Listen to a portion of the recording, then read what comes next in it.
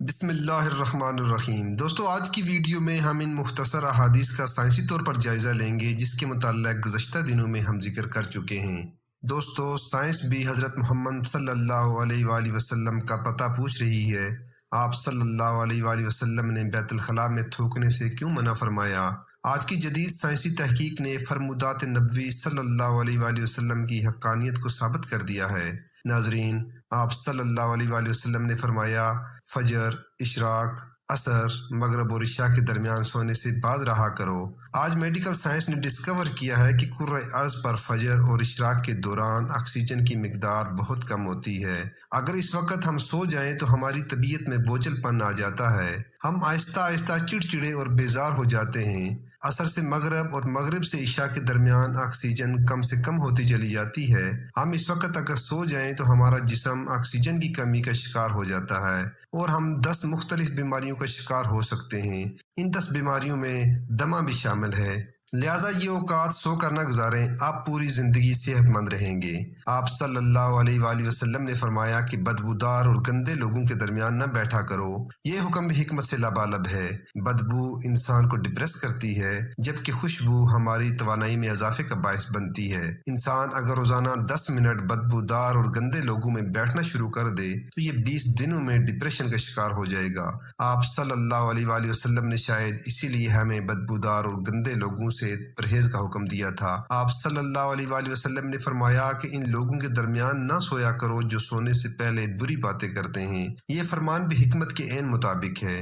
آج سائنس نے ڈسکور کیا ہے کہ نیند سے قبل تمہاری آخری گفتگو تمہارے خوابوں کا موضوع ہوتی ہے اور یہ خواب ہمارے اگلے دن کا موڈ طے کرتے ہیں۔ اگر ہم برا سن کر سوئیں گے تو ہمیں برے خواب دیکھیں گے اور ہمارے برے خواب ہمارے آنے والے دن کا موڈ بن جائیں گے۔ ہم خوابوں کے مطابق طے کردہ موڈ کے مطابق دن گزارتے ہیں، چنانچہ نیند سے قبل ہماری آخری محفل اچھی ہونی چاہیے تو ہی ہمارا اگلا دن اچھا گزرے گا۔ آپ صلی اللہ علیہ وآلہ وسلم نے فرمایا کہ بائیں ہاتھ سے نہ کھاؤ۔ یہ فرمان بھی عین سائنس ہے۔ ہمارے دماغ کے دائیں اور بائیں حصے مثبت اور منفی ہوتے ہیں۔ جب ہم دائیں ہاتھ سے کھاتے ہیں تو ہماری سوچ مثبت ہوتی ہے اور جب ہم اپنے بدن کو بائیں ہاتھ سے کھلاتے ہیں تو ہماری منفی سوچ طاقتور ہوتی چلی جاتی ہے۔ آپ مشاہدہ کر لیں، آپ کو بائیں ہاتھ سے کھانے والے اکثر لوگ منفی ملیں گے۔ یہ ہمیشہ آپ کو شک و شکایت، غیبت اور دوسروں کو نقصان پہنچاتے نظر آئیں گے۔ آپ صلی اللہ علیہ وآلہ وسلم نے فرمایا کہ منہ سے کھانا نکال کر نہ کھاؤ۔ تحقیق سے اس فرمان کی بھی حکمت سامنے آتی ہے۔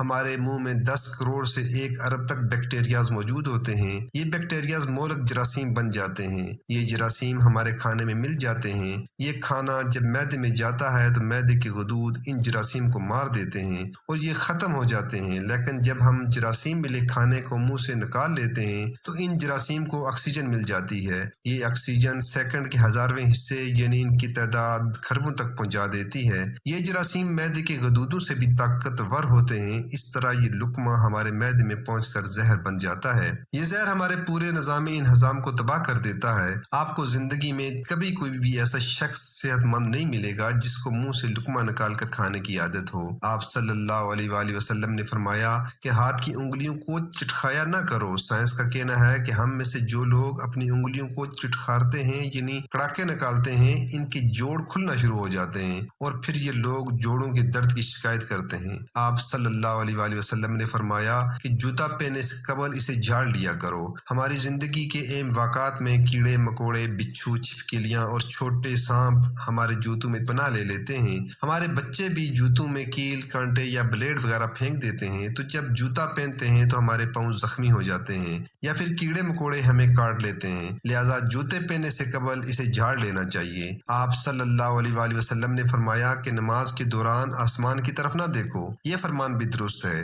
آسمان میں ایک وسعت ہے، یہ وسعت ہمیشہ ہماری توجہ کھینچ لیتی ہے۔ ہم جب بھی آسمان کی طرف دیکھتے ہیں تو ہماری توجہ بٹ جاتی ہے۔ ہمیں توجہ واپس لانے میں ٹھیک ٹھاک وقت لگتا ہے، جبکہ نماز کے لیے یکسوئی درکار ہوتی ہے۔ ہم جب نماز کے دوران آسمان کی طرف دیکھتے ہیں تو ہم سجدے اور رکوع بھول جاتے ہیں۔ یہ فارمولہ تخلیقی کاموں کے لیے بھی اہم ہے۔ اگر کوئی لکھاری لکھتے ہوئے، مصور تصویر بناتے ہوئے، موسیقار دھن بناتے ہوئے آسمان کی طرف دیکھے تو ان کا تسلسل ٹوٹ جاتا ہے اور اپنا کام مکمل نہیں کر پاتے۔ شاید یہی وجہ ہے کہ دنیا کا زیادہ تر تخلیقی کام بند کمروں میں مکمل ہوا۔ انبیاء، اولیاء اور بزرگان دین نے بھی بند جگہوں پر اللہ سے لو لگائی۔ آپ صلی اللہ علیہ وآلہ وسلم نے فرمایا کہ رفع حاجت کی جگہ مطلب ٹوائلٹ میں مت تھوکو۔ یہ حکم اپنے اندر دو حکمتیں رکھتا ہے۔ بیت الخلاء میں تھوکنے سے بعد میں آنے والوں کو بھی تکلیف ہوتی ہے، اور دوسرا ٹوائلٹ میں لاکھوں قسم کے جراثیم ہوتے ہیں۔ ہم جب تھوکنے کے لیے منہ کھولتے ہیں تو یہ جراثیم ہمارے منہ میں پہنچ جاتے ہیں اور یہ ہمارے لاب یعنی تھوک میں پرورش پاتے ہیں۔ یہ معدے اور پھیپھڑوں میں پہنچتے ہیں اور پھر یہ ہمیں بیمار کر دیتے ہیں۔ آپ کو یہ جان کر حیرانی ہوگی کہ ہماری ناک جراثیم کو پھیپھڑوں تک نہیں جانے دیتی۔ ہماری ناک سے صرف کیمیکل جسم میں داخل ہوتے ہیں۔ جراثیم زیادہ تر منہ سے بدن میں اترتے ہیں اور ان کا بدن میں داخل ہونے کا سب سے بڑا ذریعہ بیت الخلاء یعنی ٹوائلٹس ہوتے ہیں۔ چنانچہ آپ ٹوائلٹس میں لمبی لمبی سانسیں لینے، تھوکنے، گانا گانے اور موبائل فون پر بات کرنے سے پرہیز کریں۔ آپ کی صحت اچھی رہے گی۔ نبی کریم صلی اللہ علیہ وآلہ وسلم نے فرمایا کہ لکڑی کے کوئلے سے دانت صاف نہ کرو۔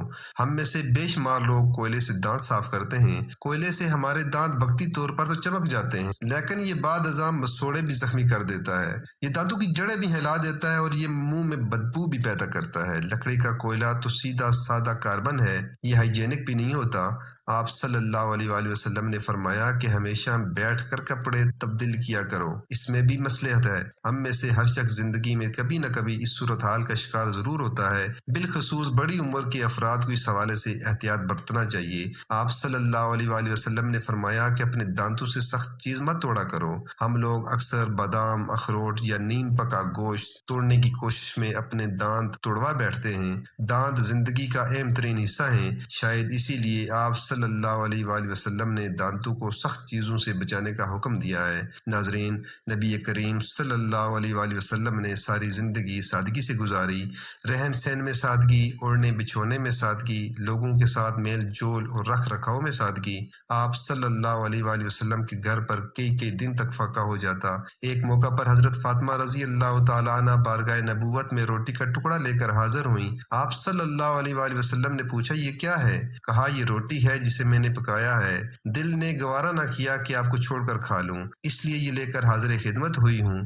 آپ صلی اللہ علیہ وآلہ وسلم نے فرمایا، یہ 3 دن کے بعد پہلا کھانا ہے جو تمہارے باپ کے پیٹ میں گیا ہے۔ کبھی بھی آپ صلی اللہ علیہ وآلہ وسلم کے دسترخوان پر 2 قسم کے کھانے جمع نہ ہوئے۔ اگر روٹی تناول فرماتے تو اس کے ساتھ کوئی اضافی چیز نہ ہوتی۔ کبھی آپ صلی اللہ علیہ وآلہ وسلم پر ایسا فاقہ ہوتا کہ بھوک کی شدت سے پیٹ تک چپک جاتا۔ غزوہ خندق کے موقع پر حضرت طلحہ رضی اللہ تعالیٰ عنہ نے کھدائی کے کام کے دوران حضور صلی اللہ علیہ وآلہ وسلم کے پاس آ کر بھوک کی شکایت کی اور اپنا پیٹ کھول کر دکھایا، اس پر ایک پتھر باندھا ہوا تھا۔ یہ دیکھ کر آپ صلی اللہ علیہ وآلہ وسلم نے بھی اپنے شکم مبارک سے کپڑا اٹھایا۔ ابو طلحہ رضی اللہ تعالیٰ عنہ کہتے ہیں کہ ہم نے دیکھا کہ نبی اکرم صلی اللہ علیہ وآلہ وسلم کے جسم اطہر سے 2 پتھر بندھے ہوئے ہیں، جبکہ آپ چاہتے تو آپ صلی اللہ علیہ وآلہ وسلم کے لیے کیا کچھ سامان عیش و عشرت کا انتظام نہ ہوتا۔ مدنی زندگی کے آخری دور میں، خصوصاً خیبر و حنین کی فتح کے بعد، سامان عیش و عشرت کا انتظام نہ ہوتا۔ آپ صلی اللہ علیہ وآلہ وسلم نے اپنی اس بے تکلف طرز زندگی کے ذریعے بتلا دیا کہ تمام سامان راحت کے ہوتے ہوئے بھی اس طرح کی معمولی زندگی گزاری جا سکتی ہے۔ دوستو، ویڈیو اچھی لگنے کی صورت میں اسے صدقہ جاریہ سمجھ کر لائک اور شیئر ضرور کیجیے گا، اور مزید اچھی ویڈیوز کے لیے ہمارے چینل کو سبسکرائب بھی لازمی کیجیے گا، اور ساتھ ہی بیل آئیکن کو ضرور پریس کیجیے گا تاکہ ہماری ہر آنے والی ویڈیو کا نوٹیفیکیشن آپ کو ملتا رہے۔ اللہ پاک سے دعا ہے کہ اللہ تعالی ہمیں حضور صلی اللہ علیہ وآلہ وسلم کے نقش قدم پر چلنے کی توفیق عطا فرمائے۔ آمین یا رب العالمین۔